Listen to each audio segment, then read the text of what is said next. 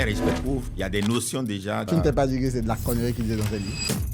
Tant que moi, je vais continuer à lire, nous nous manquerons de quoi?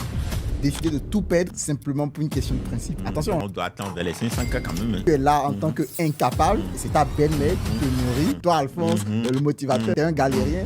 Je ne connaissais même pas. Madame t'a pas dissuadé. Oui, elle a essayé. Salut Alphonse. Salut Ducasse. Ouais. Ça va, ça va.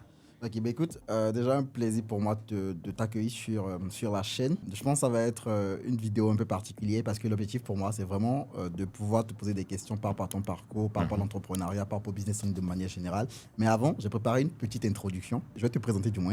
C'est un peu une façon pour moi de te passer un peu la pommade parce que je me dis que si tu te présentes, il y a des choses que je voudrais dire ou du moins que je voudrais que tu dises. Que je ne vais pas vouloir dire. Exactement. Donc, je vais te présenter. D'accord. Vas-y. Et si par ailleurs tu as des choses à ajouter, tu le feras. Good? Oui, vas-y. Super. Alors, tu t'appelles Alphonse Affo. Tu es conférencier, formateur, expert en Google Ads, en publicité Google Ads. Tu as récemment d'ailleurs franchi le cap des 1 million de dollars de générés pour l'un de tes clients, justement avec Google Ads. Et tu es originaire du Bénin.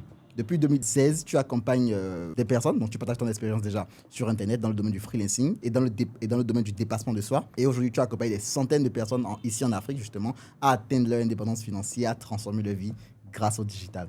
Est-ce que, dis-moi, en ces quelques lignes, selon toi, j'ai su te présenter comme cela se doit? Si, tu as dit l'essentiel sur le plan professionnel surtout. Voilà, formateur, enseignant et puis papa de 3 garçons. Ok, 3 super. mignons Super, garçons, oui. super.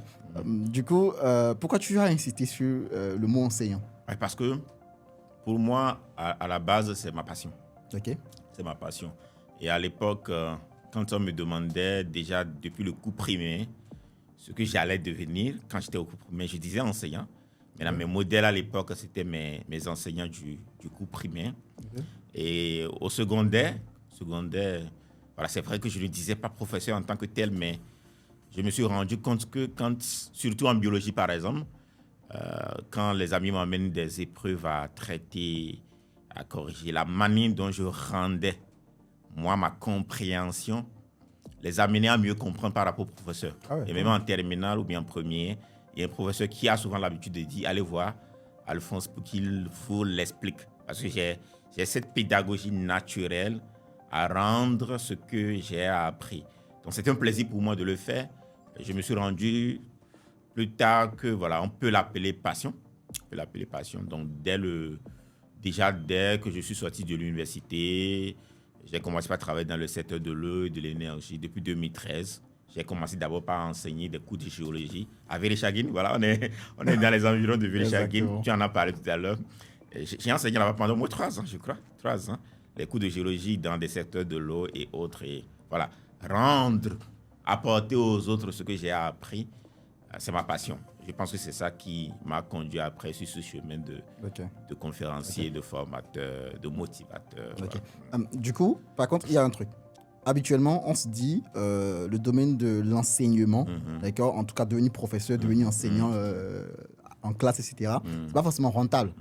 Et on est d'accord que la plupart aujourd'hui, j'ai rien contre les enseignants pour la petite histoire, hein, mais on est d'accord qu'aujourd'hui, quand tu te demandes à un enfant de, je sais pas, de CI, de CI encore, il est encore trop petit, par exemple, de la 6e, de la 3e, quel métier, entre guillemets, il souhaite, qu'est-ce qu'il souhaite devenir, il ne te dira jamais, je souhaite devenir professeur. Pourquoi toi, par contre, malgré, je pense que tu le savais aussi, hein, sauf erreur, malgré cela, tu t'es dit, bon, je vais quand même faire cela. Donc, quand je parlais d'enseignant déjà au cours primaire, je pense qu'à l'époque, l'aspect argent n'était pas quelque chose dont je comprenais grand-chose. Okay. Voilà, en termes de ce qu'il pouvait gagner en termes de salaire. Il faut dire que voilà, nous, on a grandi au village.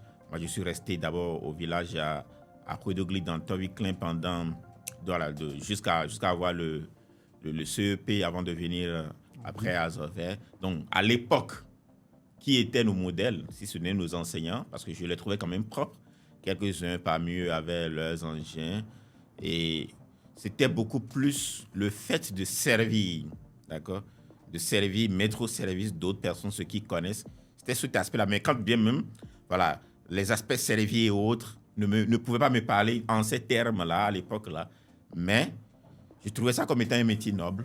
C'est plutôt dans ce sens. C'est plus tard que... C'est pourquoi je disais que déjà, au niveau du secondaire, je ne parlais plus d'enseignant. Mais je savais déjà que j'avais quand même cette passion de donner aux autres ce que j'ai appris. Donc, c'est plus tard que voilà, je me suis rendu compte aujourd'hui que, au-delà, voilà, j'utilise le mot enseignant parce que c'est ça qu'on utilise dans nos jargons. Dans nos jargons, mais voilà, formateur, conférencier, infopreneur, il n'y a pas un métier plus noble que ça, qui rapporte plus d'argent que ça. Pourquoi? Pourquoi? Parce que la seule chose que tu peux vendre et qui ne va jamais finir, c'est ce que tu as dans ton esprit, c'est ta connaissance. On va y revenir parce que ça me donne des idées de questions, mais avant de revenir là, je vais te poser une question rapidement. Toi qui avais voulu enseigner, en gros, oui, je veux enseigner aux autres, je veux apprendre aux autres ce que je connais. Est-ce que dans cet élan, tu avais imaginé devenir entrepreneur? Et aujourd'hui, qu'est-ce qui a fait que tu es tombé dans l'entrepreneuriat, dans ce grand bain finalement de l'entrepreneuriat? Non, je ne pouvais pas imaginer que j'allais devenir entrepreneur. D'abord, pour la petite histoire, pour venir à l'université, c'était très difficile pour moi parce que déjà, nos parents se sont séparés. Donc, mon papa, voilà, comme tout bon béninois de chez moi, avait plusieurs femmes. Voilà, il y a 3 qui étaient internes. Après, c'est quelque chose que je connais aussi. Hein, donc, bien sûr. Donc, après, il y a des concubines. Et jusqu'à ce que je n'ai le CEP, voilà, c'est un environnement qui ne parlait plus à ma maman parce qu'il y avait des tensions tous les jours. Elle a décidé d'aller se chercher. Voilà, notre grande-mère était à Azover, qui était environ à 7 km de Coudegli à l'époque. Donc, j'étais obligé de venir là pour continuer les études. C'est là-bas que j'ai fait les études secondaires. Voilà, les parents étant séparés, ce n'était plus une vie aussi aisée que ça. Des fois, je me pose la question, comment suis-je arrivé à étudier? Comment suis-je arrivé à avoir le bac? Parce que, étant avec la grande-mère, avec les autres frères et sœurs, ce n'était pas un environnement dans lequel plutôt les conditions étaient remplies pour que tu puisses étudier. Quand j'ai eu mon bac, la plus grande interrogation à l'époque, c'était comment je fais pour aller à l'université. J'étais premier de la première en terminale, mais malheureusement, en terminale, toujours pour des raisons de moyens, voilà, je tombais malade régulièrement. Ne serait-ce que de simple paludisme. Là où je dormais, il n'y avait pas le minimum en termes de moustiquaires pour que je puisse prendre soin de moi. Ça a fait que, avant le bac, j'étais gravement malade. Donc, je n'ai pas rendu ce que je devais rendre pour bénéficier déjà des bourses et aller dans des écoles qui, à l'époque, nous parlaient beaucoup plus. Donc, c'était très difficile pour moi de venir à l'université. Et je me rappelle, et ça, je lui rends ce grand hommage. Malheureusement, il n'est pas resté longtemps pour profiter du minimum que j'arrive à générer aujourd'hui. Je me rappelle que mon papa était obligé, pour que je vienne à l'université, lui avec des camarades et commencer par faire la chimie, biologie, géologie à l'époque. Il a dû vendre son moulin à maïs, qui était le seul qui lui restait, qui lui permettait de gagner ne serait-ce qu'un 1 000 francs par jour. Je me rappelle de ce jour où il comptait ces billets-là, des pièces de 500 francs, de 1 000 francs. Il y avait la farine de maïs. Sur la plupart de ces billets-là, tu sentais que voilà, c'est des billets de la misère entre griffes. Et pour qu'ils puissent m'amener ici, je me rappelle de ce jour où il m'a mis dans le taxi pour qu'on vienne ici à Cotonou pour que je puisse commencer les études universitaires. Donc, pour quelqu'un comme moi, ce qu'il pouvait faire une fois sorti de l'université, c'est vrai que pas fini, pour ne pas trop discourir, je suis arrivé à faire une formation professionnelle entre griffes qui est la géologie à partir de la 3e année, où on a touché un peu du doigt, un peu le secteur de l'eau et autres. C'est une formation que je me payais déjà, grâce à ma bourse. Je vais prêter de l'argent. Je paie au début de l'année les 200 000 francs. Et quand on me donne ma bourse, la bourse était environ 300 000 francs. Je rembourse les 200 000 francs, voilà. Mais les 100 000 francs qui restent, je les avais déjà consommés parce qu'il faut faire de prêts à gauche et à droite pour faire les photocopies et autres. Donc, quand je suis sorti de l'université, la seule chose que je pouvais faire sur le tas, c'est franchement l'enseignement. J'étais allé déposer des dossiers dans des collèges de la place et j'étais même reparti jusqu'à Azover au village pour aller déposer des dossiers. La seule chance que j'avais, c'était le fait que avant que la rentrée ne commence, je militais dans une ONG qu'on appelle IOF à l'époque, où des gens étaient venus de la Corée du Sud pour faire un documentaire sur le Bénin. Donc voilà, à l'époque, ils avaient contacté l'organisation puisque l'organisation est sud-coréenne de base. Ils cherchaient quelqu'un qui connaît un peu le Bénin, qui pouvait leur permettre de faire le tour. Bon, ils ont dit, Alphonse a fait la géologie, ils ont voyagé un peu, qu'il aille le faire. Et pendant que je travaillais avec les Coréens pour ce documentaire-là, la rentrée avait démarré. Et à mon retour, la plupart des Des collèges dans lesquels j'ai déposé les dossiers m'ont dit non, on t'a appelé, tu étais hors zone, voilà, tu as perdu ta chance. Wow. Mais plutôt, c'était une opportunité pour moi à l'époque. Ah ouais. Donc, je ne pouvais plus commencer l'enseignement cette année-là. Et ça, c'est un des aspects. La plupart de ceux qui sont rentrés dans l'enseignement de cette manière sont rentrés dans un engrenage, ils n'ont pas pu ressortir après. Du coup, là où j'ai fait mon stage, le monsieur me rappelle pour dire, bon, il y a des opportunités pour aller contrôler des forages. C'est comme ça que j'étais rentré dans le secteur de l'eau. Voilà, c'était de l'eau, les forages. Donc, voilà, j'étais dedans. Et l'atout que j'avais, c'est qu'à l'époque, il y avait un programme ici au Bénin qu'ils appelaient le PPA. Donc, non seulement le programme finançait la réalisation des forages, mais aussi, il y avait un aspect qui formait des acteurs du secteur. OK. Et il y a des formations d'environ 2 semaines, 1 semaine. C'était des formations continues. Où, parce que c'est financé, on vous paye environ 25 000 francs. On vous garde dans un hôtel pendant 1 semaine et on vous forme sur plusieurs aspects du secteur de l'eau. Et la plupart de ceux qui participaient à ces formations-là, c'était des entrepreneurs. Okay. C'était des chefs d'entreprise. Parce que dans nos milieux, la plupart n'envoyaient pas leurs collaborateurs. C'était des chefs d'entreprise.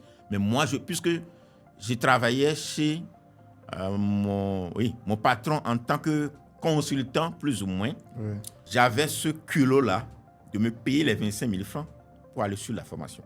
Et à cette formation, j'étais dans un environnement où il n'y avait que des entrepreneurs. C'est dans ce milieu que tout ce qui est lié à l'entrepreneuriat plutôt, avait commencé par me parler. Et dans la foulée, je ne me rappelle pas de qui m'avait recommandé ce livre. Lors d'une de ces formations-là, je tombe sur la version PDF de Père Respect pour de Robert Kiyosaki. OK, ouais. Que je dévore parce que les formations, c'était de 8h jusqu'à 18h souvent. Les soirs, quand les gens sortent pour aller se balader dans la ville, la plupart des formations les faisaient à Porte-Nouveau à l'époque ou dans d'autres villes comme Lokossa et consorts. Voilà, moi, je lisais ce livre. J'ai fini de lire ce livre-là pendant 1 semaine et puis ça a bouleversé toute ma vie. Je me suis dit, et mon patron était sur le point de me signer un contrat. Mais le jour où il me propose ça, je dis non, que moi, je ne veux pas travailler pour quelqu'un. Je veux devenir entrepreneur. Et c'est comme ça que je suis rentré dans l'entrepreneuriat. Ce dont je te parle remonte de 2011-2012. Ouais, déjà en 2013. Déjà en 2012, j'ai créé ma première ONG. Je me disais par où commencer. J'avais même lu d'autres livres dans le temps qui parlaient de l'entrepreneuriat social. Donc j'ai créé le groupe d'énergie solaire d'Hydraulique Afrique. On avait quelques marchés au niveau de l'ambassade des États-Unis qu'on a exécuté. Donc dans la foulée en 2014, je crée Exploit de l'eau et de l'énergie qui était un cabinet d'études pour la réalisation des infrastructures d'eau et de BTP. C'est comme ça mon aventure entrepreneuriale a commencé. Donc, ces formations continuent dans le secteur de l'eau et la découverte de ces genres de livres ont constitué le déclic pour que celui qui parlait d'enseignant rentre maintenant dans le procès de l'entrepreneuriat. Ok, du coup, quand tu as voulu démarrer, parce que là, tu as dit que tu as quand même lancé une ONG, après tu as lancé un truc également dans l'eau, etc. Je suppose que ça n'a pas forcément été linéaire, en fait. Je me dis, il y a forcément eu des challenges que tu as rencontrés. Est-ce que tu peux nous en parler? Bien sûr que oui, il y a eu pas mal de challenges. Quand je prends le cas de l'ONG, par exemple, les financements qu'on a eu à l'époque, c'était pas grand-chose. C'était sur quel type de projet? Des projets de reboisement où on vous finance peut-être pas, même à hauteur de 500 000 francs. Ça, c'était pas vraiment ça, quoi. Maintenant, pendant que je militais dans ce secteur-là, j'avais quand même mes consultations dans le domaine de l'eau. Il y a quelque chose que je fais rapidement, c'est d'apprendre de nouvelles choses. Ça, on ne l'avait pas appris à l'école, mais j'ai appris à dimensionner des ouvrages hydrauliques sur le tas, faire le dimensionnement même de tout ce qui est énergie solaire et autres, le pompage photovoltaïque, je les avais appris sur le tas. Et quand au Bénin, les structures dans lesquelles j'intervenais, les gens avaient commencé par parler des adductions d'eau villageoise, j'étais chef de mission sur des projets à mon âge, là, à l'époque, et qui quand même me permettaient de gagner de l'argent pendant... Tu avais quel âge? À l'époque, j'étais dans les 25, ah ouais, quand même. 25, 26, 27, oui. Ouais, quand même. 27. Ouais, à l'époque, c'était autour de 27. Ouais. Voilà, j'ai dimensionné déjà. J'étais déjà chef de mission sur des projets de réalisation d'ouvrages hydrauliques. C'est moi qui dimensionne l'ouvrage de A à Z et c'est moi qui supervise tous les travaux. Donc, au moins, ça me permettait de gagner de l'argent pendant que je militais sur le plan social parce qu'il fallait quand même développer ce côté de leadership. Je découvre dans la foulée, le centre culturel américain, c'est comme ça on l'appelait à l'époque, qui faisait la promotion de l'entrepreneuriat ou bien du leadership des jeunes. Voilà, ça m'a amené quand même pas loin par la suite. Donc, pour revenir à ta question, des difficultés, il y en avait pas mal. Quand je prends le cas de la création de mon entreprise Exploit de l'eau et de l'énergie, en 2014, par exemple, parce que je suis resté un peu avec les cabinets pour qui je dimensionnais des ouvrages d'eau, et j'ai une idée de ce qu'ils enduraient, que ce soit au niveau des cotisations sociales, que ce soit au niveau des impôts, c'était des casse-têtes. Donc, le seul atout que j'avais à l'époque, le seul outil que j'avais à l'époque, c'est la version audio de Père riche, Père pauvre de Robert Kiyosaki. Je l'écoutais chaque matin avant d'aller faire des courses pour la création de mon entreprise. C'est moi-même qui faisais mes courses à moto pour tout ce qui est lié aux impôts, cotisations, CNSS et autres. Oui, il y avait cette difficulté d'abord de dire, je me lance. Parce que voilà, les aînés en la matière te disent déjà que c'est très difficile. Mais pourquoi tu c'est très challengeant. Parce que quand même là, tu viens de me dire que en gros, quand tu as eu ton premier job, c'était l'enseignement. Et en gros, bon, tu l'as eu, mais après, vu que... J'ai pas pu exercer. Voilà, tu n'as pas pu. Et après, tu as eu l'opportunité où finalement, tu étais en mode, je pense, je vais dire prestataire. Et après, on te dit, ben, viens, on te signe un vrai contrat. Et tu dis non. T'as pas eu peur de... Non, c'est comme ce que je t'ai déjà dit. À travers Père riche, Père pauvre, il y a des notions déjà que j'avais commencé par... Tu ne t'es pas dit que c'est de la connerie qu'ils disaient dans ces livres? Non, pas vraiment. Ça m'a parlé. Ah ouais. Ça a vraiment constitué un déclic pour moi. Je me disais quand même que j'avais quand même une touche particulière à apporter à cette humanité. Et ça m'a amené à voir le monde autrement. Et déjà, l'environnement de ces chefs d'entreprise dans lesquels j'étais lors des formations, la manière dont ils venaient avec leur véhicule, voilà, très bien habillés comme ça m'avait déjà impacté. Je ne voudrais pas ressembler aux employés de cette entreprise-là qui n'avaient pas la possibilité de venir à ces formations comme moi. Parce qu'ils n'étaient pas libres. Leur patron peut venir, d'accord? Par exemple, cette structure dont je te parle, il y a le directeur technique qui, des fois, peut ne pas venir parce que son patron vient. Si c'est des sujets sur la gestion des ressources humaines et qu'on par exemple, lui n'est pas là. Mais moi, je viens, par exemple. Je ne veux pas avoir cette vie. Donc, c'est ça qui m'a amené à prendre ce risque de dire, voilà, à l'époque, en 2014, créer une entreprise où tu sais que tu es dans un domaine, c'est pas comme la plupart des entreprises que les gens créent aujourd'hui. Hein. Il y a beaucoup qui ont leur structure, même si c'est bien légalisé, mais qui ne paient pas forcément des cotisations sociales, hein, qui ne paient pas des impôts. Voilà. Donc, à l'époque, il fallait le faire parce que tu dois avoir les marchés publics. C'est un secteur de marché public. Et ça, c'était l'autre gros challenge. Pour que des gens te fassent confiance. On sait comment ça se passe en Afrique. Voilà, c'est pas seulement la manière dont tu montes les dossiers, ton expertise forcément qui compte, mais il faut qu'on te fasse confiance pour te confier des marchés publics. Là, je suis d'accord.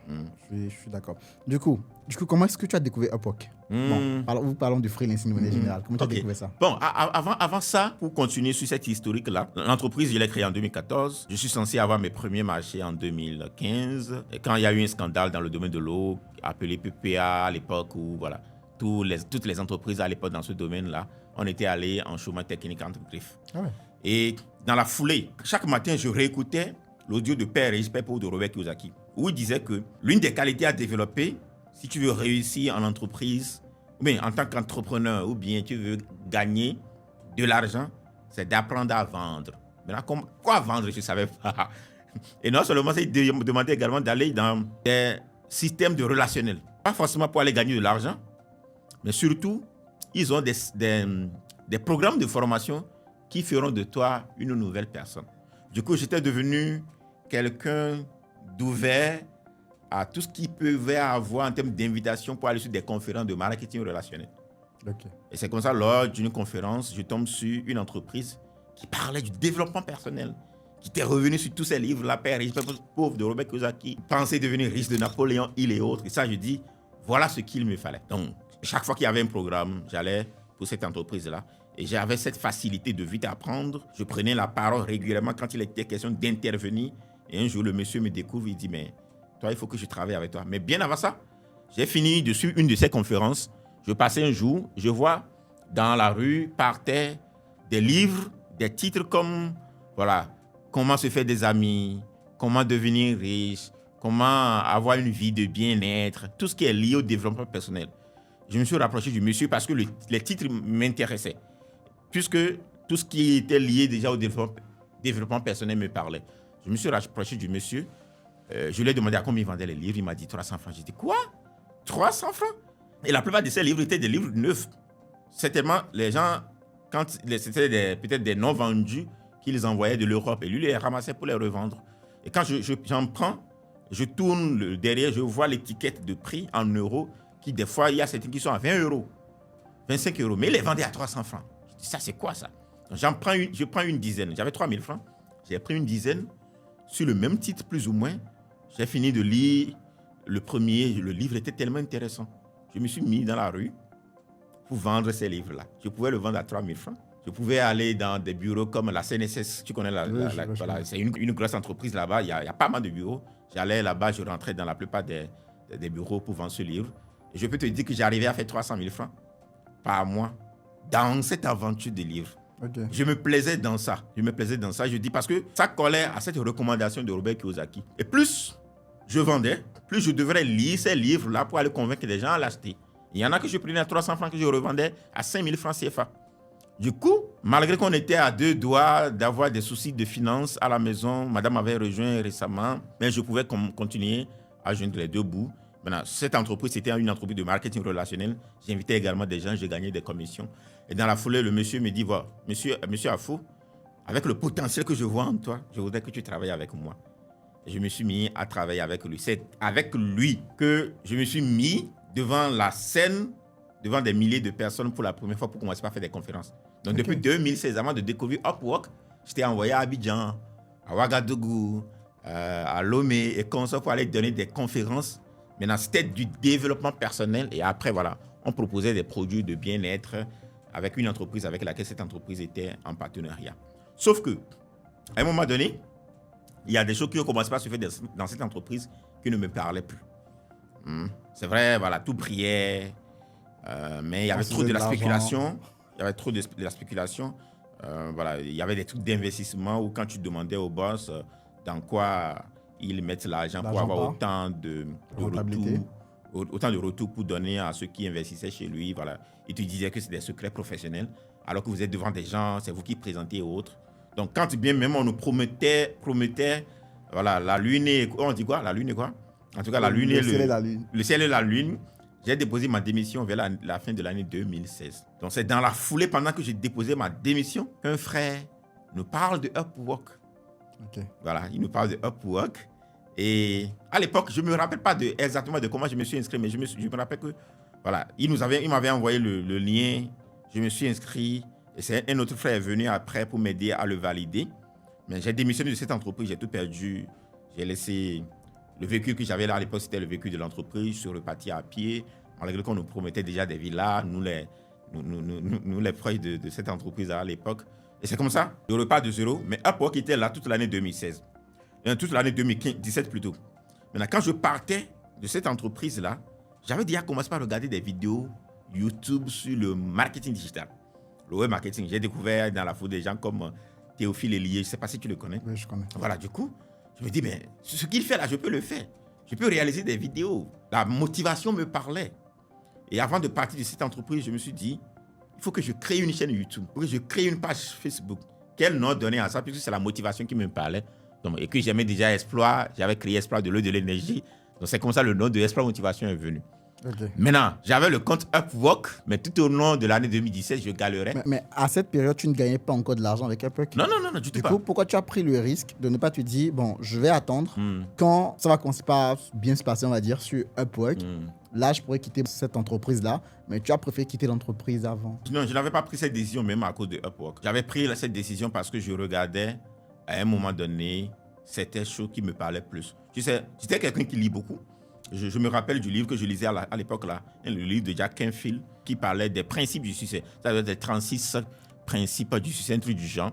Et je suis tombé sur un principe où il disait que lui, il ne prête pas de l'argent aux gens.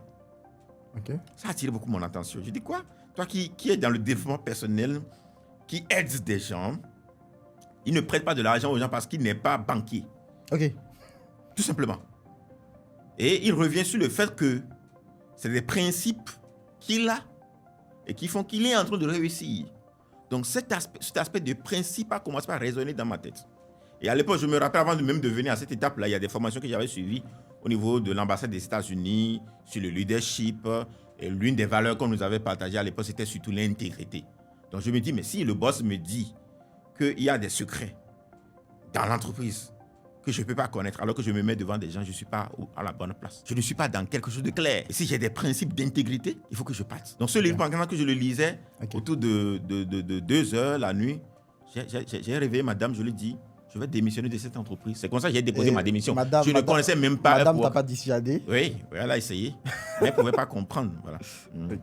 Heureusement, j'avais d'autres mentors, par exemple dans l'ONG IOF, qui m'ont dit non, il faut partir, puisque ce n'est pas clair. Donc, je n'étais pas parti parce que j'étais sûr de quoi que ce soit. Non. C'est justement ça qui m'inquiète. J'étais parti pour repartir de zéro. Qui est inquiétant. Parce que, en fait, je pense qu'à ce niveau, tu arrives à un niveau où tu avais quand même une voiture, tu avais également, je crois, des avantages. Une voiture qu'on m'a touché, il y avait un chauffeur. En plus. Il y avait 2 avions pour aller donner des conférences. Même, donc, décider de tout perdre, d'accord, simplement pour une question de principe. Attention, je ne dis pas que les principes ne sont pas importants. Moi, je suis également quelqu'un qui a ses principes et tout. Mais on le sait, aujourd'hui, c'est facile de dire oui à n'importe quoi et de chier sur des principes. Exactement. Donc, la question que je me pose, c'est pourquoi tu ne t'es pas dit non quand même, En plus, toi, tu étais arrivé à un niveau, je pense, c'est quand même assez énorme. Dire non à tous ces avantages juste pour une question de principe, ça t'a fait peur? Non seulement de principe, mais aussi il y avait un côté spirituel très haut, très haut en la matière. Et comme je te le disais, voilà, ça je le cite, c'est l'apôtre Paul qui dit, à un moment donné, il faut voir certaines choses comme étant de la boue. D'accord? Il dit, j'ai renoncé à tout ça et je les regarde comme étant de la boue. Parce que cela ne l'amène pas à l'embonpoint. Cela ne l'amène pas dans un process de long terme. Moi, je l'ai toujours dit, la dernière fois qu'on était ensemble, lors de l'événement de SEC, lors de ta présentation, il y a cet aspect que j'ai beaucoup apprécié quand tu disais la constance, faire la même chose et surtout, regarder sur le long terme. Donc, oui, tout brillait à l'époque dans cette entreprise. Hein. Le boss était en classe affaires, lors des conférences, c'était brillant. Sauf que j'y voyais pas une issue favorable, long-termiste, si je peux m'exprimer en ces termes. Ouais, je comprends. Voilà, du coup, ça me parlait. J'étais pas à l'aise. C'est comme tu peux être dans la climatisation et transpirer. Ouais. C'est déjà arrivé. Voilà. Du coup, là... c'est ça qui m'amène à déposer les clics et claques sans pour autant connaître Upwork à l'époque. D'accord. Donc, je ne m'étais pas appuyé sur quoi que ce soit en tant que tel, mais je comptais quand même sur toi. Oui. Voilà. Sur Dieu. Sur Dieu qui est à même de me relancer. Il faut le dire quand même, dans cette entreprise-là, si on le veuille ou pas, il y a beaucoup de choses qu'on a appris. Des principes liés à l'intelligence financière, des principes liés aux valeurs, comme dont je viens de parler, aux principes, sauf que dans la pratique, je ne voyais pas la tête les appliquer. Mais je me suis dit, grâce à ces principes-là, surtout ce principe qui disait que si tu lis ne serait-ce que 10 pages par jour, d'ici 5 ans, tu ne seras pas la même personne. Et ça, j'ai toujours l'habitude de le dire à madame. Tant que moi, je vais continuer à lire, nous nous manquerons de quoi que ce soit. On va traverser des moments de latence, mais on nous manquera de quoi que ce soit. Ça, c'était une valeur sur laquelle je comptais. Je veux continuer à étudier, je veux continuer à apprendre de nouvelles choses. Je suis sûr que je vais me relancer. Ok, super. Et du coup, tu tombes sur Upwork après cette démission. Bref, oui. Donc, après cette démission, voilà, le frère nous inscrit sur Upwork. À l'époque, il faut vraiment le dire, le frère qui nous a parlé de Upwork, ce n'est pas que ça marchait vraiment pour lui aussi, à l'époque. D'accord? Donc, lui-même, il se cherchait. Il ne pouvait pas concrètement dire que voici ce que je vais faire sur la plateforme pour gagner de l'argent. Donc, il y avait un peu de tout qu'il faisait. Correction. Hier même, avant ce podcast, j'ai discuté avec lui hier. Mais c'est un frère qui est immensement riche, là. Très riche. Et je bénis Dieu pour sa vie. Très riche. Et donc, voilà. À l'époque, les tâches qu'il avait, c'était des trucs pour faire des exercices de mathématiques pour des enfants qui ne pouvaient pas faire les exercices. Des trucs du genre. Voilà, il m'a donné un exemple hier. Son premier job, c'était de prendre des photos des types de voitures qu'il y avait au port ici à Cotonou. Il balançait ça au client. C'était du tout comme ça. C'était un client peut-être qui voulait envoyer des voitures vers le Bénin ou bien ailleurs. Il veut voir quels sont les types de voitures qui sont les plus vendues. Il devrait aller prendre la photographie de ces téléphones-là. Donc, et donc, voilà, on a la chance d'être liés, que ce soit par l'ONG, IOF et consorts. Du coup, je ne voyais rien de reluisant qui pouvait m'amener à dire que voilà, ce truc qu'il nous a montré, sur lequel on s'est inscrit, est rentable. il fallait que je m'accroche à ça. Donc, je m'accrochais beaucoup plus à Explore Motivation. Je comptais sur Explore Motivation pour commencer par regagner ma vie. J'avais écrit un livre dans le lot. Voilà, je rédigeais des articles de blog que je publiais. Je voudrais me mettre à donner mes formations et autres. Et dans la foulée, je découvre une formation à Dubaï. À Dubaï, sur comment gagner de l'argent sur Internet avec 500 idées qu'on sort. Mais avant que je n'aille... Excuse-moi de te couper par rapport à Dubaï. On va revenir. Quand tu as voulu lancer Exploit et Motivation, est-ce que tu avais déjà une idée de produit que tu allais vendre? Ouais, des e-books. Des e-books. Non, tu avais vraiment l'idée Oui, je voudrais vendre des e-books, je voudrais vendre mon livre, je voudrais vendre des coachings. Ok. Parce que dans cette structure, déjà, on parlait de l'entreprise dans laquelle j'étais. Donc, tu es revenu dans l'enseignement. On vendait des formations. Donc, tu es revenu dans l'enseignement. On vendait des formations, mais en présentiel. Ok, donc tu voulais revenir dans le domaine. Je voulais revenir dans ce domaine-là. Ok, super. Sauf que c'est le fait d'une autre manière. Vas-y. Et du coup, voilà. En avril 2017, je vois en ligne une formation à Dubaï sur le marketing digital, plus ou moins. Ah ouais. Comment partir d'une idée et le rendre rentable sur Internet. Donc, je vais là-bas. Et tu y vas comment si tu n'avais rien dans Non, dans qu'est-ce qui s'était passé? J'avais quand même environ 200 000 francs que j'ai bloqué sur mon compte épargne, que je ne voudrais pas toucher. Donc, madame ne savait même pas que j'avais ça. Je me disais, je l'ai gardé pour des formations, pour saisir des opportunités qui pourraient transformer ma vie, quoi. Et on galérait, plus ou moins, mais cet argent, je ne voulais pas toucher à ça. Donc, je vois le truc sur Facebook. Je vais pour voir les détails. On dit, bon, vous payez le billet d'avion, vous payez les frais d'inscription pour la formation qui était autour de $300, mais 200 000 francs pouvaient le faire. Mais vous payez votre billet d'avion. Arrivez là-bas, vous allez soutenir votre projet. Mon projet à l'époque, c'était Explore Motivation. Donc, vendre mes formations en ligne, transformer des vies, coacher des gens. Voilà. C'était mon idée. Mais je croyais en cette idée. Je savais que j'allais gagner, j'allais faire partie des gens qui vont gagner. Donc, la bourse, c'était quoi? Ils vont nous rembourser notre billet d'avion et nous donner un petit financement. Comment? Voilà. Donc, je prends les 200 000 francs. Tu as pris le risque? Oui, je prends les 200 000 francs. Je vais à la banque, je leur fais le virement. Ah ouais? Je leur fais le virement. Parce qu'en fait, là, tu risques beaucoup. Parce que là, tu n'es pas le seul à partir. Exactement. Exactement. Donc, je leur fais le virement et je prends la photocopie du reçu que je leur balance. Et maintenant, il faut le billet d'avion. Ok, et tu fais comment? Là où j'avais travaillé à l'époque, la structure avec laquelle, l'agent chez qui on achetait les billets d'avion nous connaît bien. Okay. D'accord. À l'époque, on achetait beaucoup de billets d'avion parce qu'on voyageait beaucoup et aussi on faisait voyager des gens. Donc, je suis allé les voir. Je dis, c'est Alphonse Afo d'alors. Bon, je ne sais pas si ils savent que je ne travaille plus dans cette structure, mais ils ne pouvaient pas savoir que j'étais démuni. Okay. Ils ne pouvaient pas savoir que j'étais sans rien, quoi. Ouais, donc, je leur ai dit de me vendre le billet d'avion pour qu'à mon retour, je puisse les rembourser. Ouais. Beaucoup de risques. Donc, il a réfléchi, d'accord. Ok, on va te le vendre. Mais j'avais la chance, il y avait un Rwandais à l'époque qui allait à Dubaï, de Cotonou, quoi. Ok. Aujourd'hui, je pense qu'ils ne le font plus. Ils ne le font plus. C'était moins cher. En aller-retour, j'avais 400 000 francs CFA. Tu vois, à peu près. Mais c'est toujours comme ça maintenant? Ouais, je pense qu'aujourd'hui, tu peux trouver des billets avec Ethiopians à 400 000 d'accord. aller-retour. Mais tu passes par l'Éthiopie. Tu passes je pense. Ou Abu Dhabi. Je me rappelle à l'époque, on avait fait même, en passant par Abidjan, par la Suisse, il semble qu'on a fait un vol direct, plus ou moins, quoi. C'était intéressant. Donc, c'est comme ça que je vais à Dubaï. Et dans la foulée, voilà, on participe à cet événement, c'était intéressant. Et il y a un des participants, et je regarde sur son écran, je vois encore, voilà, s'afficher Upwork. Je dis, mais un tel frère nous a inscrits sur cette affaire.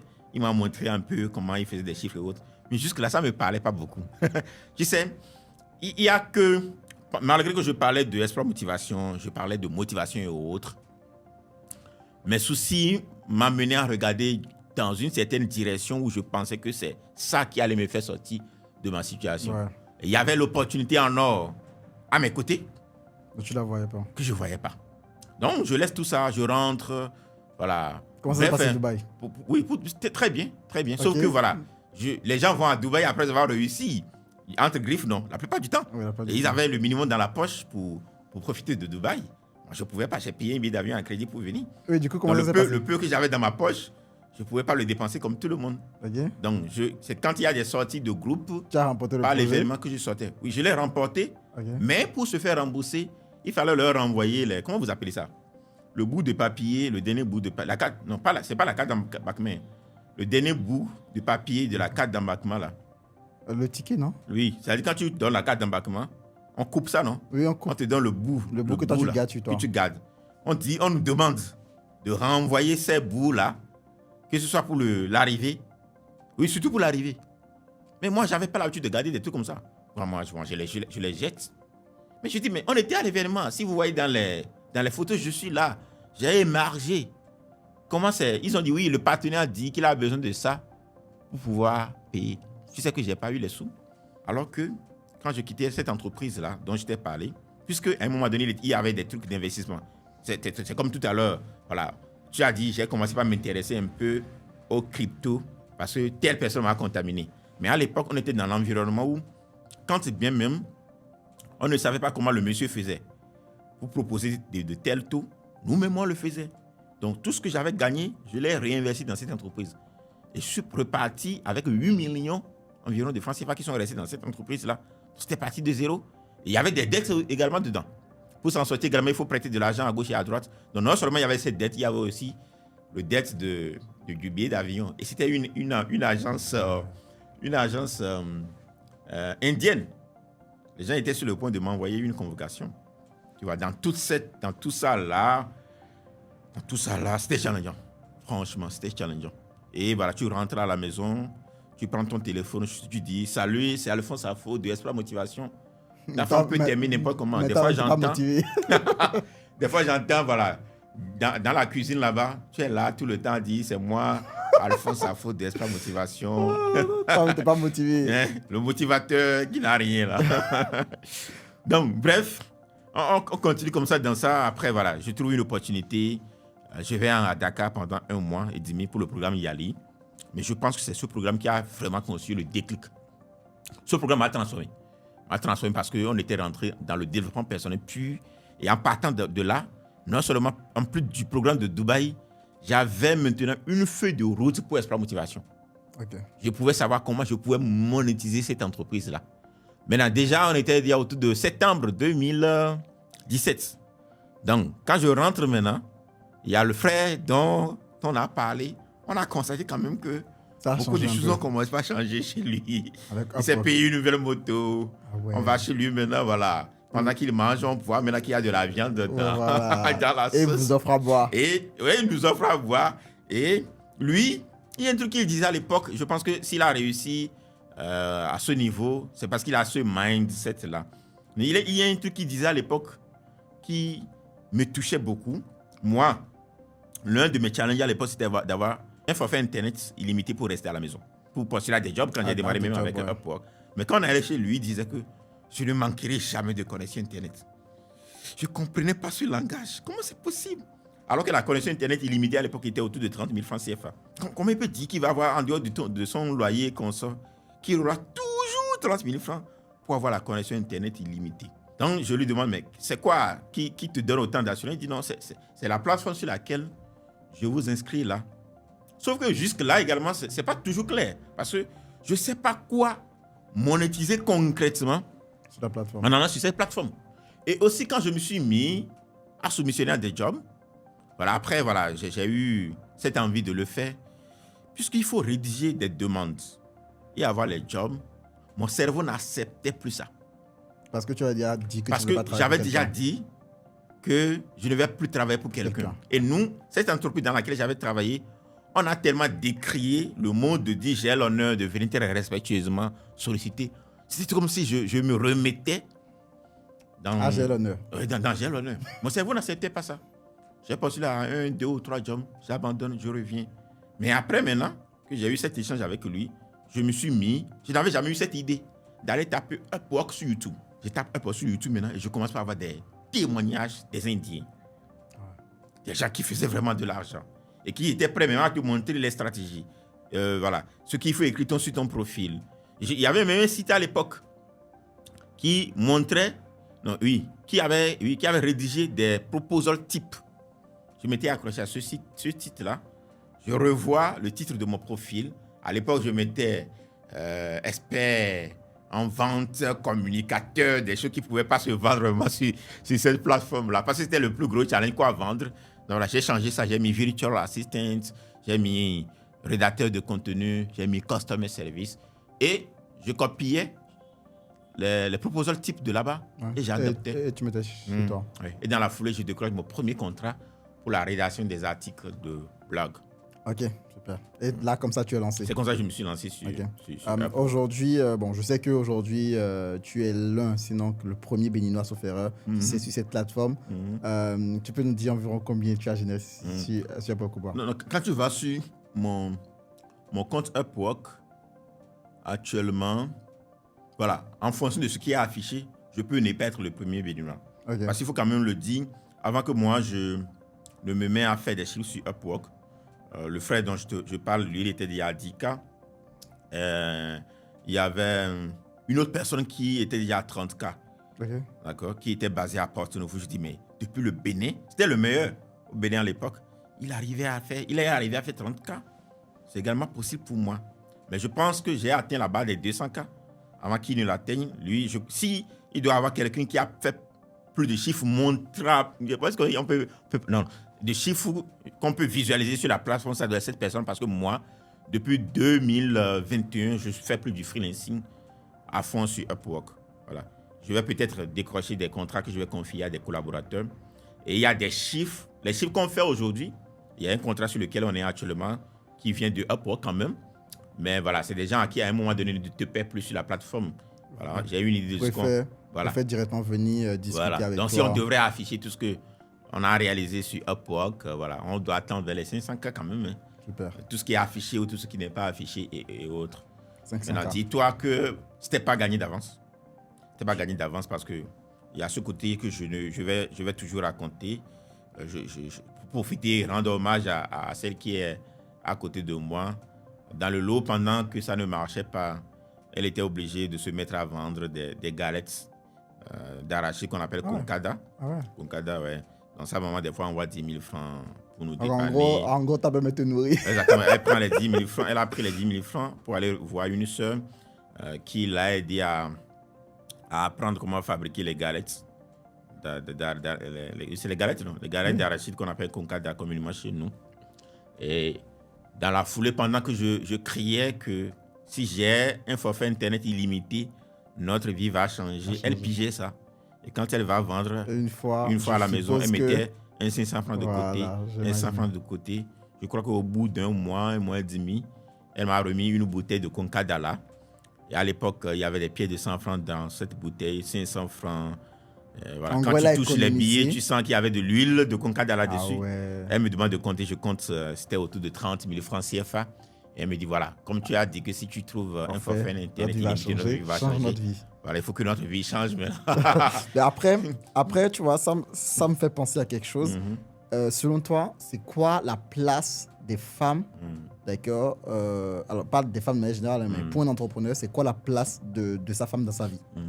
Non, comme on le dit communément, hein, derrière un grand homme, il y a une grande dame, c'est ça, non? C'est l'adage et je trouve qu'à 100%. Parce que dans tout ton parcours, elle t'a soutenu. Exactement. Parce que là, tu as dit, ouais, tu as démissionné. Quand tu as démissionné, elle pouvait te dire, mais t'es malade. Exactement. Parce que je pense que vous sortiez à voiture dans le temps. À l'époque. Et là, on venait d'avoir notre premier garçon. En plus. Donc, vous avez plus besoin de voiture, je suppose. Ouais, à l'époque.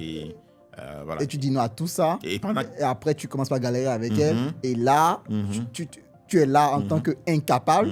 Et c'est ta belle-mère qui te nourrit. Et derrière, elle est obligée de faire des choses. Et dans la cuisine, elle te dit, c'est toi, Alphonse, le motivateur, mais t'es un galérien. Finalement, elle t'a soutenu dans toutes ces étapes-là. Et le soutien, si on est intelligent, si on voit le verre à moitié rempli, on peut le voir sous deux angles. D'accord? Le premier angle est que elle est là pour que tu puisses y arriver. Parce qu'elle sait que si ça marche pour toute la famille, c'est tout le monde qui en profite. Et dans le même temps, pendant que des fois, et ça c'est la femme, hein, c'est normal, ne veut pas reconnaître ça, c'est que tu ne veux pas rester dans une vie de couple sur le long terme. La femme a ses émotions qu'elle va des fois ne pas maîtriser, donc tu dois prendre tes responsabilités à partir du moment où tu as pris l'enfant de quelqu'un que tu as mis chez toi. Des fois, oui, il ne faudrait pas que ça dure, la galère. Il faut prendre tes responsabilités pour surmonter ça rapidement. Donc, ces émotions vont venir. Mais ces émotions qui viennent, des moments où elle se fâche, des moments où elle te voit comme un vaurien, font partie du process pour que toi, tu puisses te challenger. Tu y arrives, voilà, exactement. Tu te challenges pour dire non, il faut que je remonte la pente. Donc on doit voir ça dans ce sens. Elle est là de cette manière, en tant que grande femme derrière toi pour que tu saches ce que tu as.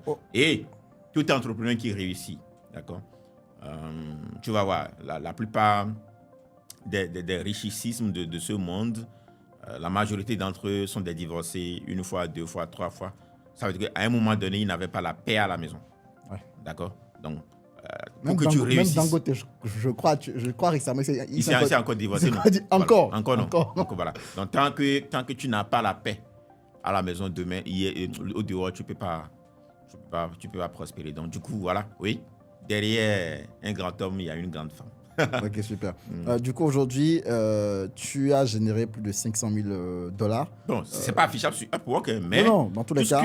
Parce qu'on a commencé avec Upwork. Donc, tout ce qu'on a pu générer à côté, dans le domaine du freelancing. C'est ça, je parle de manière générale dans le domaine freelancing. Alors, j'ai parlé de Upwork. Comment tu as découvert Upwork? Parce que je sais que tu es quand même l'un des premiers, en tout cas, moi, de ceux que j'ai vu en parler publiquement sur YouTube, sur le marché africain.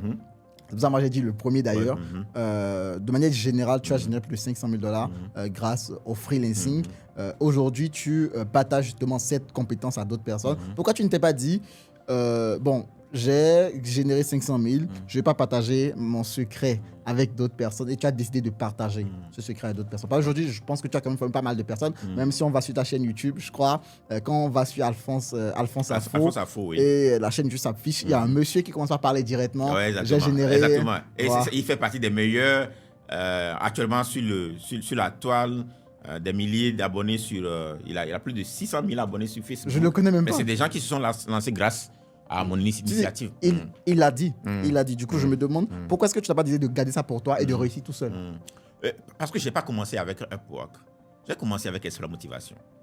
Tu vois, franchement. Quand bien même Upwork a aidé Extra Motivation à un moment donné à avoir les moyens pour avoir des matériels comme celui-ci et faire des vidéos, parler aux gens.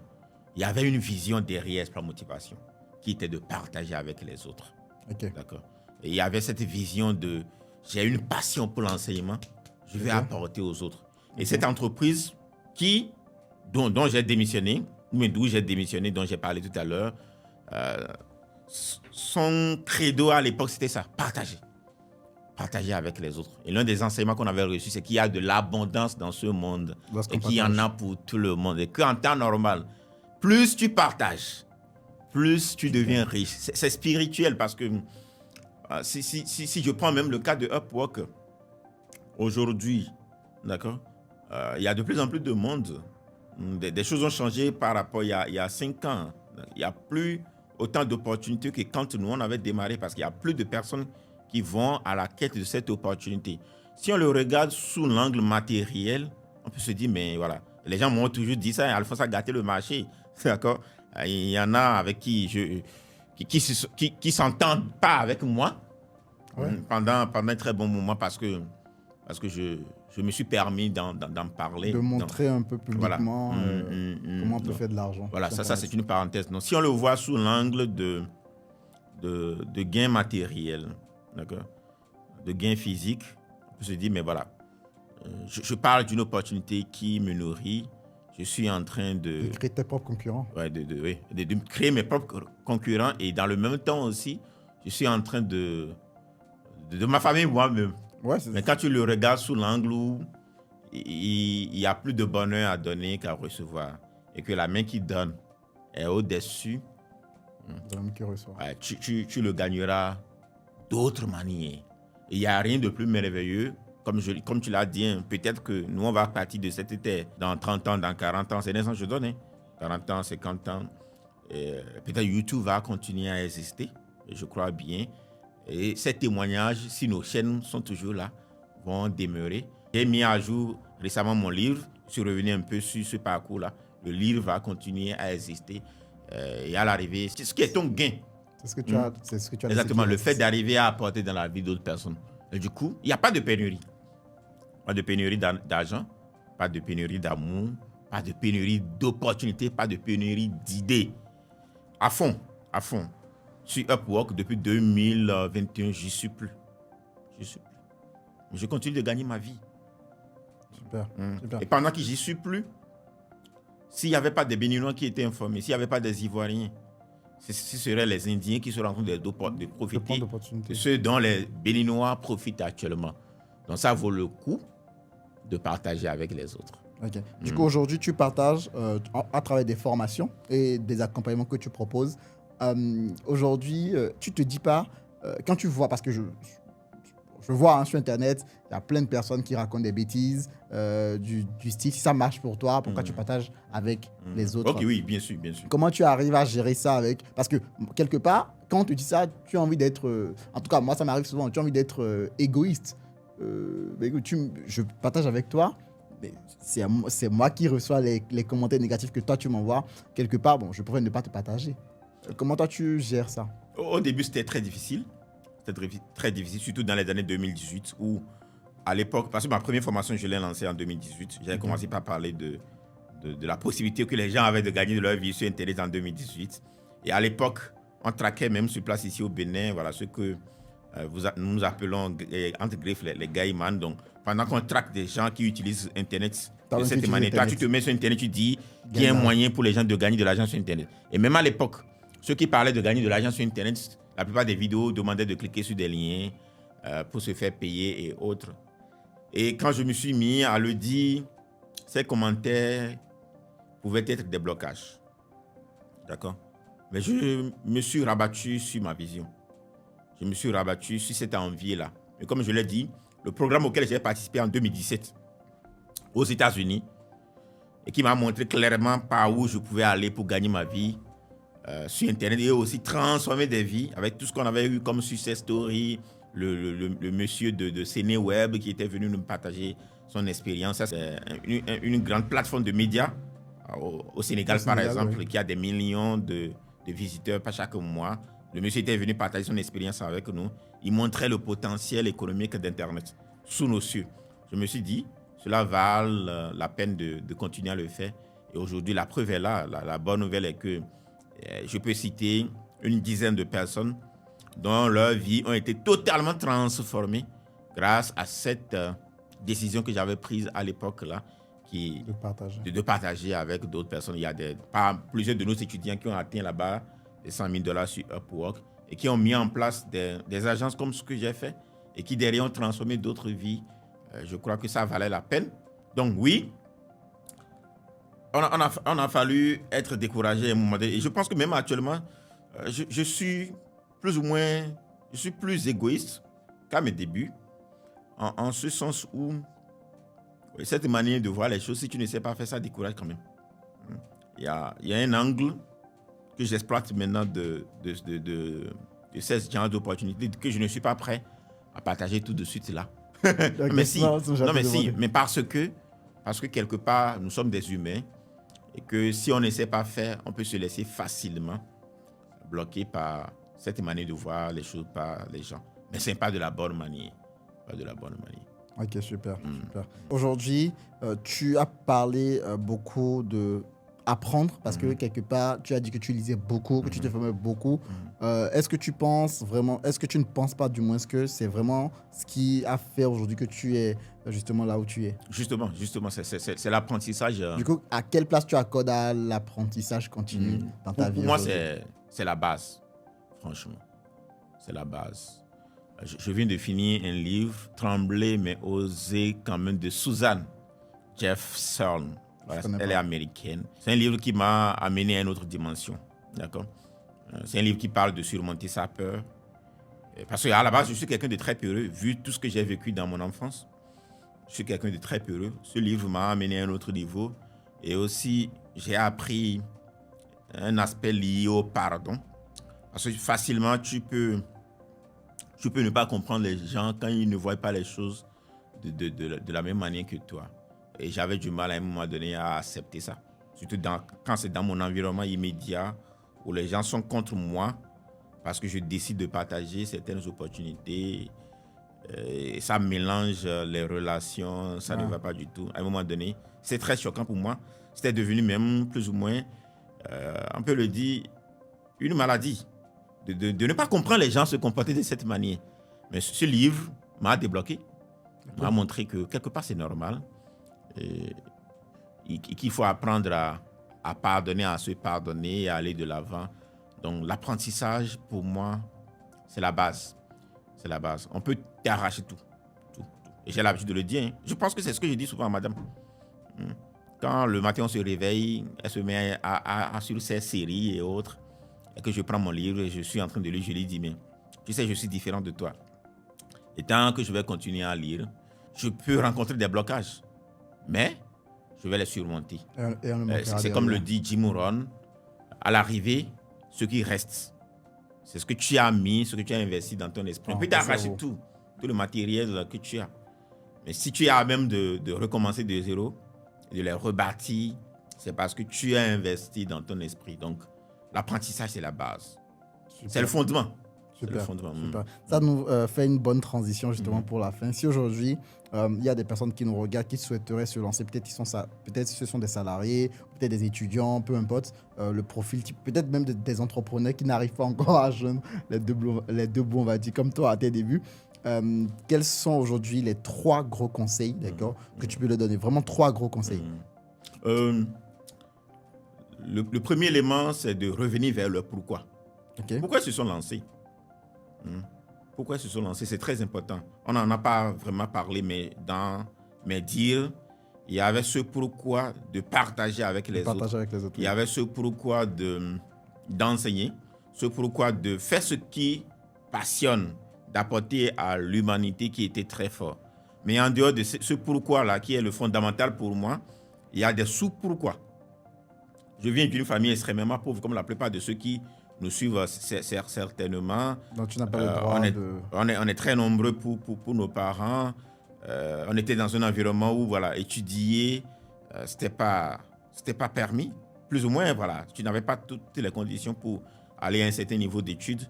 Et je peux te dire jusqu'à présent, peut-être qu'il y en a que je ne connais pas puisqu'on est nombreux qui sont en train de finir leurs études universitaires. Mais je n'en connais pas qui est fini, au moins jusqu'au niveau de master, en dehors de moi, dans la petite famille de papa. Tu vois, franchement, peut-être qu'il y en a que je ne connais pas, peut-être. Mais dans la petite famille de papa que je connais, parce que la base était faussée. La base était faussée et des frères comme moi, aujourd'hui, qui ont leurs enfants et qui vont à l'école, sont également en train de commettre la même erreur parce qu'ils n'ont pas étudié. Des fois, ils disent à leurs enfants, ce n'est pas obligatoire, ils ne comprennent pas. Donc, du coup, je voudrais quand même changer le coût de la petite famille, ne serait-ce que d'Alphonse Afo. Ça rejoint mes pourquoi. Moi, l'ordinateur, je l'ai touché pour la première fois en vrai quand il était question de soutenir ma maîtrise professionnelle à l'université. Et c'était l'ordinateur de ma binôme. Et des fois, si elle n'est pas contente, pendant que vous travaillez en groupe, tu regardes à l'ordinateur, tu donnes tes points de vue, mais tu ne touches pas à l'ordinateur, tu n'appuies pas sur le clavier. D'accord? Quand même. Ouais, c'est le monde qui est comme ça. Et des fois, quand je rentre de chez elle, en allant à la maison le soir, je suis quelqu'un qui a les larmes faciles quand je me retrouve en face de moi seul. Des fois, il le faut. Je dis ça, des trucs du genre n'arriveront pas à mes enfants. Donc, du coup, l'un des éléments qui m'amène à vouloir entreprendre, à payer le prix, c'est récemment, moi, j'ai cessé de me réveiller à 3 heures. D'accord? Très récemment. Je disais à madame, il faut que je prenne quand même au moins 1 an, 2 ans, 3 ans de vrai repos. Ces derniers temps, je peux dormir jusqu'à 8 heures. Je peux dormir jusqu'à 9 heures. Je fais ça vraiment maintenant. Mais sur ces 5 dernières années, franchement, des fois, je me réveille à 3 heures. Juste pour ton pourquoi? Ouais. Oui, pour ce pourquoi. Donc, la base, pourquoi tu t'es lancé? Est-ce que ce pourquoi est fort? Est-ce qu'il va au-delà de toi? Si ce n'est pas le cas, va le redéfinir. La plupart de ceux qui ont prospéré durablement sur cette terre, c'est des gens qui ont des pourquoi qui les dépassaient. Donc ça, c'est l'élément fondamental, d'accord? Donc en termes de leçons. La petite histoire, sans vouloir te couper, moi j'ai redéfini mon pourquoi hier soir. Ok. Tu l'as réécrit, n'est-ce pas? Ouais. Super. Donc, c'est la base. La deuxième chose, en termes de leçons, et ça, je l'ai appliqué dans Upwork, je l'ai appliqué dans beaucoup de choses. Je suis en train d'appliquer dans ce pan de business dont je t'ai parlé tout à l'heure. Si j'en ai vu qui ont fait, et qui pour moi sont la preuve que Dieu existe, En temps normal, c'est comme ça qu'on devrait voir les choses. Si on est dans une congrégation, je suis chrétien, je suis dans une congrégation, on est dans une congrégation, on voit un frère qui prospère, d'accord? C'est le témoignage que Dieu existe, qu'il est vivant. Et ce Dieu, il est unique. Il vous a donné, voilà, pour ceux qui sont chrétiens, chez nous on dit, il vous a donné le même Jésus qui est mort pour vos péchés, d'accord? Parce que la Bible dit que si vous acceptez Jésus-Christ, il est en vous et entre lui et vous, il n'y a pas de différence. Donc c'est le même que l'autre, il a reçu. S'il est arrivé à le faire, tu en es capable. Ça, c'est une des leçons que j'ai apprises. Et ça, il faut se l'accepter. Que les mêmes causes produisent les mêmes effets. Toujours. Du coup, oui, toujours. C'est pas parfois. Toujours. Du coup, il faut aller à l'école de ceux-là. S'ils sont à même de te demander comment ils ont fait, ce serait très bien. Voilà pourquoi il faut poser des questions. Il ne faut pas rester idiot dans son coin. Exactement. Et des fois même, les gens, des fois, ils ne vont pas vouloir vous montrer clairement comment ça se passe. Mais faites attention de ce qui sort de leur bouche. La plupart de ceux qui réussissent dans des trucs comme ça ne parlent pas comme tout le monde. Ils ont une certaine foi en l'avenir, ils ont une certaine audace. Donc du coup, deuxième leçon, si quelqu'un a fait quelque chose que tu veux faire dans ton milieu, que tu connais, sache que tu es à même de le faire. Et qu'il n'y a personne sur cette terre qui puisse te dire que tu n'es pas à même de le faire, que tu n'es pas capable de le faire. Et du coup, il faut aller à son école. Il faut aller à son école, ouais. S'il est prêt à le partager avec toi. Ça rejoint une citation de Tony Robbins qui dit ceci. Si vous voulez réussir dans un domaine, d'accord, trouvez quelqu'un qui a réussi à faire la même chose, demandez-lui ce qu'il a fait, copiez ce qu'il a fait et vous obtiendrez les mêmes résultats. Oui, c'est ça. Il n'y a pas deux. Le dernier conseil, ça va revenir dans la plupart de nos éléments. Tu en as parlé la dernière fois, je vais les rassembler. La constance, la persévérance. D'accord? Parlant de constance, je donne souvent un exemple lors de mes séminaires qui fait rire aux gens. Dans l'enfance, puisque nous on a grandi au village, il arrivait que pendant qu'on s'amuse, on se dit voilà, aujourd'hui, pendant qu'on va vouloir pisser, on va voir celui qui va utiliser son appareil pour creuser un trou avec le pipi. Voilà. Ah ouais, quand même. Et le jour où tu arrives à creuser un trou acceptable, c'est quand tu te concentres vraiment, tu prends ton appareil, tu fais de sorte que ta main ne dandine pas. Il y a beaucoup de pression. Et tu te concentres avec pression dans la même direction jusqu'à ce que le pipi s'épuise. Tu sais, quand le pipi commence pas à finir, à un moment donné, ça rabaisse. Mais si l'énergie est là jusqu'à la fin, tu vas creuser le trou. Donc là, on va faire appel à la constance. Faites la même chose. Si tu es sûr que cette chose-là a déjà amené quelqu'un vers le succès, continue de le faire. Continue de le faire jusqu'à ce que tu aies des résultats. Quand je prends le cas du freelancing, par exemple, je dis souvent à mes étudiants, quand tu es sur les plateformes de freelancing et autres, pour qui Upwork n'a pas marché? Tu vas me le dire. Pour qui, voilà, telle plateforme n'a pas marché? C'est des gens qui, après avoir postulé à 1, 2, 3, 4, 5 jobs, ont rebroussé chemin. Du coup, cela fait appel à la persévérance. Donc, la constance, la persévérance. Tant que tu n'abandonnes, le résultat va finir par arriver. Un de ces quatre. Bien sûr. Quand je voulais lancer ma chaîne YouTube en 2016, c'était fin 2016, j'ai créé la chaîne YouTube. C'est en 2016. Oui, en 2016. Tu as regardé, non, c'est une vieille chaîne YouTube. Et à l'époque, il n'y avait pas de chaîne YouTube sur place ici qui parlait de motivation, développement personnel bénin. Il y avait un aîné de qui je m'étais rapproché qui disait non, ces histoires ne marchent pas de chez nous. Parce que quand tu poses. Tu veux motiver qui? Quand tu poses la vidéo, c'est exactement. Quand tu poses la vidéo, à peine tu vas avoir 10 vues. Donc toutes les conditions étaient remplies pour que tu abandonnes. Tu as persévéré. Et j'ai continué. Voilà. Je n'ai pas des milliers de vues comme d'autres parce que je n'ai pas voulu mettre ma bouche dans tout ce qui peut amener beaucoup de vues ou autres. Comme quelqu'un qui a perdu sa femme. Exactement. Quelqu'un qui a violé. Exactement. Des petits potards, des trucs comme ça. Je n'ai pas voulu forcément mettre ma bouche dans ces trucs-là. Voilà. Mais cette chaîne a fait son chemin et ça apporte à des gens. Il y a quelqu'un qui était venu de la France la fois passée qui dit mais j'étais allé sur YouTube, j'ai voulu en savoir sur le freelancing. C'est ta chaîne qui était affichée. Et j'ai regardé pas mal de vidéos. Tu étais le seul qui parlait de la chose de façon concrète. Et c'est grâce à ça que je me suis lancé. Et je fais de l'argent aujourd'hui. Donc, ça a apporté dans la vie de quelqu'un. Parce que je n'ai pas abandonné. Du coup, n'abandonne pas tant que tu n'as pas encore le résultat. Celui qui a échoué, c'est celui qui a perdu. C'est Winston Churchill qui dit que le succès, C'est d'aller d'échec en échec sans perdre son enthousiasme. L'objectif de vue, ouais. Voilà, exactement. Exactement. Écoute, merci pour ton temps. Merci C'est moi qui te remercie. conseils. Si les gens ont envie de te suivre, Voilà, il y a la chaîne YouTube Alphonse Afo. on mettra le lien justement. On mettra le lien en description. Est-ce qu'il y a autre chose sur laquelle tu souhaiterais envoyer les gens? Sur le web, on y est en deux affichages, Alphonse Afo et Exploit Motivation. Donc, sur Facebook, TikTok et consorts, vous allez trouver Exploit au pluriel Motivation. Voilà. Okay, dans tous les cas, on mettra tous les liens justement dans la description. Écoute, Alphonse, merci, c'était un plaisir. C'est moi qui te remercie. Merci à vous. N'hésitez pas de vous abonner, d'accord, et justement d'aller suivre également la chaîne de Alphonse que je mettrai directement dans la description. On se dit à très vite. Ciao, ciao.